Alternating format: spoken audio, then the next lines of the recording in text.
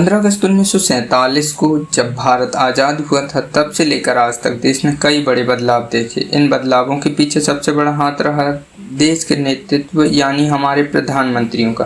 किसी ने युद्ध जीते तो किसी ने देश की अर्थव्यवस्था को बदला। आज के इस वीडियो में हम भारत के अब तक के सभी प्रधानमंत्रियों के सफ़र, वे कुर्सी तक कैसे पहुंचे और उनकी सबसे बड़ी उपलब्धियों को जानेंगे। खासकर देश के पहले प्रधानमंत्री जवाहरलाल नेहरू के बारे में कुछ ऐसी बातें जानेंगे जो शायद आप नहीं जानते होंगे। वीडियो को अंत तक जरूर देखें। जवाहरलाल नेहरू कार्यकाल रहा 15 अगस्त 1947 से 27 मई 1964 तक, 16 साल 286 दिन। आज़ादी के बाद वे देश के पहले प्रधानमंत्री बने। कांग्रेस पार्टी के सर्वसम्मत नेता और महात्मा गांधी के विशेष समर्थन से उन्हें यह पद मिला। वे भारत के सबसे लंबे समय तक रहने वाले प्रधानमंत्री हैं।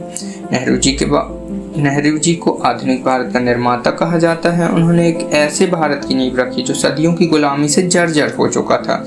उन्होंने देश में IITs, IIMs, एम्स और इसरो की पूर्ववर्ती संस्था की स्थापना की।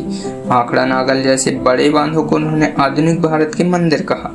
उन्होंने किसी भी महाशक्ति के गुट में शामिल न होने के लिए गुटनिरपेक्ष आंदोलन की शुरुआत की। 1951-52 में देश का पहला निष्पक्ष आम चुनाव उन्हीं की देखरेख में हुआ, जिसने भारतीय लोकतंत्र को मजबूत किया। गुलजारी लाल नंदा कार्यवाहक कार्यकाल रहा 27 मई 1964 से 9 जून 1964, 13 दिनों के लिए। जवाहरलाल नेहरू के अचानक निधन के बाद देश को संभालने के लिए इन्हें कार्यवाहक प्रधानमंत्री बनाया गया। कठिन समय में बिना किसी राजनीतिक उथल-पुथल के देश में सत्ता का ट्रांसफर शांतिपूर्वक करवाया। अगले प्रधानमंत्री रहे लाल बहादुर शास्त्री। 9 जून 1964 से 11 जनवरी 1966, 1 साल 216 दिनों के लिए। नेहरू जी के निधन के बाद कांग्रेस पार्टी ने उनकी साफ छवि और सादगी के कारण उन्हें सर्वसम्मति से प्रधानमंत्री चुना। 1965 के भारत पाकिस्तान युद्ध में देश को ऐतिहासिक जीत दिलाई। देश में अनाज की कमी को दूर करने के लिए जय जवान जय किसान का नारा दिया और हरित क्रांति की नींव रखी। गुलजारी लाल नंदा दूसरी बार बने। कार्यकाल रहा 11 जनवरी 1966 से 24 जनवरी 1966, 13 दिनों के लिए। ताशकंद में लाल बहादुर शास्त्री के अचानक निधन के बाद इन्हें दोबारा कार्यवाहक प्रधानमंत्री नियुक्त किया गया।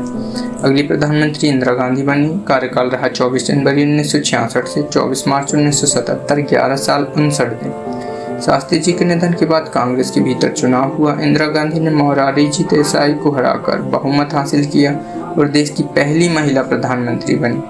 1971 के युद्ध में पाकिस्तान को हराकर बांग्लादेश का निर्माण करवाया। 1969 में 14 बड़े बैंकों का राष्ट्रीयकरण किया और 1974 में भारत का पहला परमाणु परीक्षण स्माइलिंग बुद्धा किया। हालांकि 1975 में आपातकाल लगाना उनका सबसे विवादित फैसला रहा। अगले प्रधानमंत्री रहे मोरारजी देसाई। कार्यकाल रहा 24 मार्च 1977 से 26 जुलाई 1979, 2 साल 126 दिनों के लिए। आपातकाल के बाद कुछ हुए चुनाव में जनता पार्टी के गठबंधन ने इन्हें अपना नेता चुना। वे देश के पहले गैर कांग्रेसी प्रधानमंत्री बने। इन्होंने आपातकाल के दौरान संविधान में किए गए विवादित बदलावों को उलटकर लोकतंत्र को बहाल किया और पाकिस्तान के साथ रिश्तों को सुधारने की कोशिश की। अगले प्रधानमंत्री रहे चरण सिंह। कार्यकाल रहा 28 जुलाई 1979 से 14 जनवरी 1980, 170 दिनों के लिए। मोरारजी देसाई की सरकार गिरने के बाद इन्होंने कांग्रेस के बाहरी समर्थन से सरकार बनाई। इन्हें किसानों का मसीहा कहा जाता है। इन्होंने बजट में किसानों और ग्रामीण भारत के लिए कई नीतियां बनाई। हालांकि यह सरकार संसद का सामना किए बिना ही गिर गई। अगली प्रधानमंत्री रहे इंदिरा गांधी। दूसरी बार बनी। कार्यकाल रहा 14 जनवरी 1980 से 31 अक्टूबर 1984, 4 साल 291 दिन। 1980 के आम चुनाव में जनता पार्टी बिखर गई और इंदिरा गांधी की कांग्रेस ने भारी बहुमत से वापसी की। इनके इस कार्यकाल में पंजाब के उग्रवाद को खत्म करने के लिए ऑपरेशन ब्लू स्टार चलाया गया। 1984 में उनकी हत्या तक वे इस पद पर रहे। अगले प्रधानमंत्री रहे राजीव गांधी। कार्यकाल रहा 31 अक्टूबर 1984 से 2 दिसंबर 1989 तक, 5 साल 32 दिन। इंदिरा गांधी की हत्या के बाद हुए चुनाव में कांग्रेस को ऐतिहासिक बहुमत मिला और वे भारत के सबसे युवा प्रधानमंत्री बने। इन्हें भारत में कंप्यूटर और टेलीकॉम क्रांति का जनक माना जाता है। इन्होंने मतदान की उम्र 21 वर्ष से घटाकर 18 वर्ष की और पंचायती राज व्यवस्था को मजबूत करने की शुरुआत की। अगले प्रधानमंत्री रहे बीपी सिंह। इनका कार्यकाल रहा 24 नवंबर 1989 से 10 नवंबर 1990 तक, 343 दिन। बोफोर्स घोटाले के मुद्दे पर कांग्रेस छोड़ने के बाद इन्होंने राष्ट्रीय मोर्चा गठबंधन बनाया और बीजेपी व वामपंथी दलों के बाहरी समर्थन से प्रधानमंत्री बने। इन्होंने देश में सामाजिक न्याय के लिए मंडल आयोग कमीशन की सिफारिशों को लागू किया, जिससे ओबीसी वर्ग को आरक्षण मिला।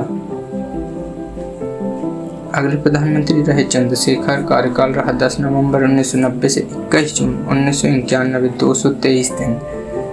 बीपी सिंह की सरकार गिरने के बाद चंद्रशेखर ने कांग्रेस के बाहरी समर्थन से सरकार बनाई। देश के भीषण आर्थिक संकट के दौर में इन्होंने कड़े फैसले लिए और देश के सोने को गिरवी रखकर भारत को डिफॉल्ट होने से बचाए। अगले प्रधानमंत्री रहे पीवी नरसिम्हा राव। कार्यकाल रहा 21 जून 1991 से 16 मई 1996, 4 साल 330 दिन। 1991 में राजीव गांधी की हत्या के बाद हुए चुनाव में कांग्रेस सबसे बड़ी पार्टी बनी और नरसिम्हा राव को प्रधानमंत्री चुना गया। इन्होंने डॉक्टर मनमोहन सिंह के साथ मिलकर 1991 में आर्थिक सुधार, एलपीजी लिबरलाइजेशन, प्राइवेटाइजेशन, ग्लोबलाइजेशन लागू किए, जिसने भारतीय अर्थव्यवस्था को पूरी तरह बदल दिया। अगले प्रधानमंत्री रहे अटल बिहारी वाजपेयी। कार्यकाल रहा 16 मई 1996 से 1 जून 1996, 16 दिनों के लिए। 1996 के चुनाव में बीजेपी सबसे बड़ी पार्टी बनी, लेकिन बहुमत साबित न कर पाने के कारण मात्र 16 दिनों में सरकार गिर गई। अगले प्रधानमंत्री रहे HD देवगौड़ा। कार्यकाल रहा 1 जून 1996 से 21 अप्रैल 1997, 324 दिन। तीसरे मोर्चे के गठबंधन को कांग्रेस के बाहरी समर्थन से प्रधानमंत्री बने। इन्होंने दिल्ली मेट्रो परियोजना को मंजूरी दी और देश के बुनियादी ढांचे पर ध्यान केंद्रित किया। अगले प्रधानमंत्री रहे IK गुजराल। 21 अप्रैल 1997 से 19 मार्च 1998, 332 दिन के लिए। संयुक्त मोर्चे के भीतर मतभेदों के बाद देवगौड़ा की जगह इन्हें प्रधानमंत्री बनाया गया। इन्होंने गुजराल सिद्धांत दिया, जो पड़ोसियों के साथ शांतिपूर्ण और दोस्ताना संबंध बनाने के लिए भारत की विदेश नीति का मील का पत्थर साबित हुआ। अगले प्रधानमंत्री रहे अटल बिहारी वाजपेयी, दूसरी और तीसरी बार। कार्यकाल रहा 19 मार्च 1998 से 22 मई 2004 तक, 6 साल 64 दिन के लिए। बीजेपी के नेतृत्व वाले NDA गठबंधन को पूर्ण बहुमत मिला और वाजपेयी जी ने अपना कार्यकाल पूरा किया। 1998 में पोखरण में 5 सफल परमाणु परीक्षण कर भारत को परमाणु शक्ति घोषित किया। 1999 के कारगिल युद्ध में पाकिस्तान को धूल चटाई और देश में स्वर्णिम चतुर्भुज राजमार्ग परियोजना की शुरुआत की। अगले प्रधानमंत्री रहे डॉक्टर मनमोहन सिंह। कार्यकाल रहा 22 मई 2004 से 26 मई 2014, 10 साल 4 दिन का। 2004 के चुनाव में UPA गठबंधन की जीत के बाद सोनिया गांधी के इनकार पर डॉक्टर मनमोहन सिंह प्रधानमंत्री बने। अमेरिका के साथ ऐतिहासिक भारत अमेरिका परमाणु समझौता किया। उनके कार्यकाल में सूचना का अधिकार, शिक्षा का अधिकार, मनरेगा जैसी क्रांतिकारी योजनाएं लागू हुई।